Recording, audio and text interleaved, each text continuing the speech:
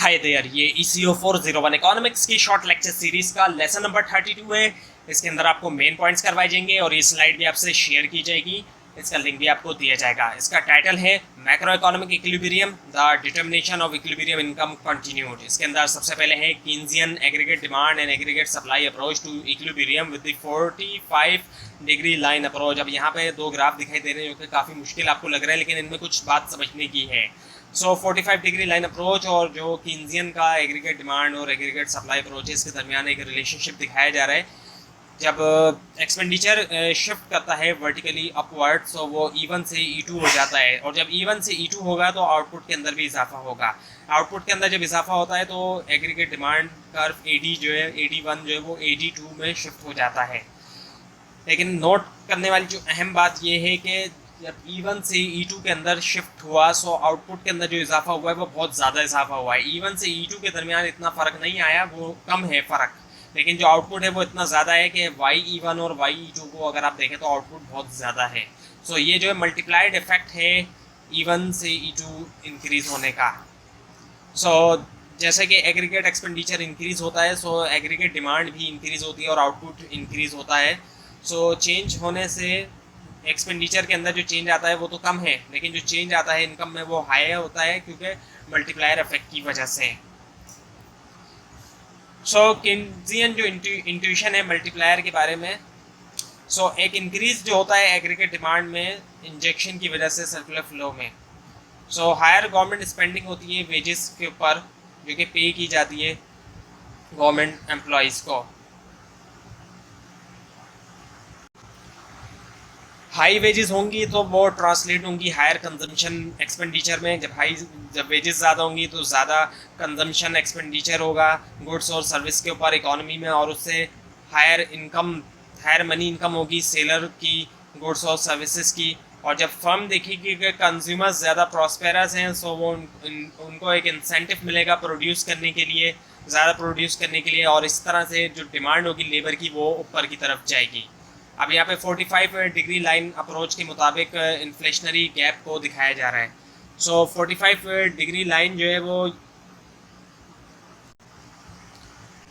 Show करती है equilibrium level of output, लेकिन आउटपुट ज़रूरी नहीं है कि फुल एम्प्लॉयमेंट लेवल वाला आउटपुट हो। अब यहाँ पर जो इक्विलिब्रियम लेवल ऑफ आउटपुट है वो है YE, जबकि आउटपुट जो फुल एम्प्लॉयमेंट पे है वो है YF। सो इन दोनों के दरमियान जितना भी गैप है, ये जो है इन्फ्लेशनरी गैप है जो आपको एरो से दिखाया जा रहा है, क्योंकि जब फुल एम्प्लॉयमेंट के बाद अगर आउटपुट प्रोड्यूस किया जाएगा तो उसमें फिर इन्फ्लेशन होगा, यानी कि उसके अंदर फिर महंगाई होगी, इसी वजह से इन्फ्लेशनरी गैप आ रहा है। अब है कीन्स पैराडॉक्स ऑफ थ्रिफ्ट। इस कॉन्सेप्ट के मुताबिक हायर सेविंग, जितनी ज़्यादा सेविंग होगी उससे जो है उतनी कम नेशनल इनकम होगी। अब वो किस तरीके से होगी उसी चीज़ को इस ग्राफ के अंदर दिखाया गया है। W1 जो है यानी कि ये विड्रॉल है, यानी कि सेविंग को शो कर रहा है। जब W1 विड्रॉल है तो वो जो आउटपुट है यानी कि जो नेशनल इनकम आएगी वो आएगी YE1। लेकिन अगर लोग ज़्यादा सेव करना शुरू कर देंगे, सो W1 जो है वो W2 के ऊपर शिफ्ट हो जाएगा, और जब W2 के ऊपर शिफ्ट हो जाएगा W1, सो उससे आउटपुट क्या होगा, YE2 आउटपुट हो जाएगा। और यानी कि YE2 आउटपुट होने का मतलब ये है कि जो नेशनल इनकम होगी उसके अंदर कमी आती जाएगी, क्योंकि जब सेविंग ज़्यादा होती है तो उससे आउटपुट के अंदर कमी आती है, और आउटपुट के अंदर कमी आने का मतलब ये है कि नेशनल इनकम के अंदर कमी आती है। सो उसके बाद है दी एक्सेलरेटर। एक्सेलरेटर इफेक्ट के मुताबिक जब कभी भी स्मॉल चेंज आता है नेशनल आउटपुट के अंदर तो उससे बहुत बड़ा जो है वो चेंज आता है एग्रीगेट इन्वेस्टमेंट के अंदर।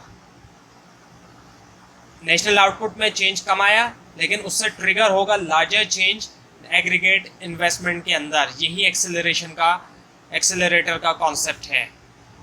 और जो फार्मूला है एक्सेलरेटर का वो है alpha is two I divided by change in y, या फिर change in k divided by change in y। और नोट करने वाली बात ये कि i जो है वो बराबर है चेंज इन k, यानी कि जहाँ पर i जो है वो इन्वेस्टमेंट है और k जो है वो आई इन्वेस्टमेंट है और के जो है वो कैपिटल है।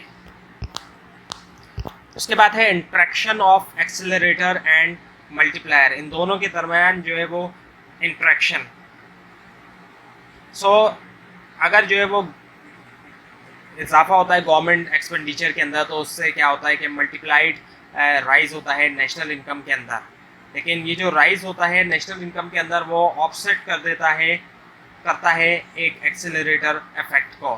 तो ये था लेसन नंबर 32 कंप्लीट। आपको अगर इस बारे में कोई क्वेश्चन है तो नीचे कमेंट कीजिए और इस पूरी सीरीज़ को देखने के लिए इस चैनल को सब्सक्राइब कीजिए, बेल आइकन के ऊपर क्लिक कीजिए और इस स्लाइड को आप नीचे डिस्क्रिप्शन बॉक्स में दिए गए लिंक से हासिल कर सकते हैं। Thanks for watching this video.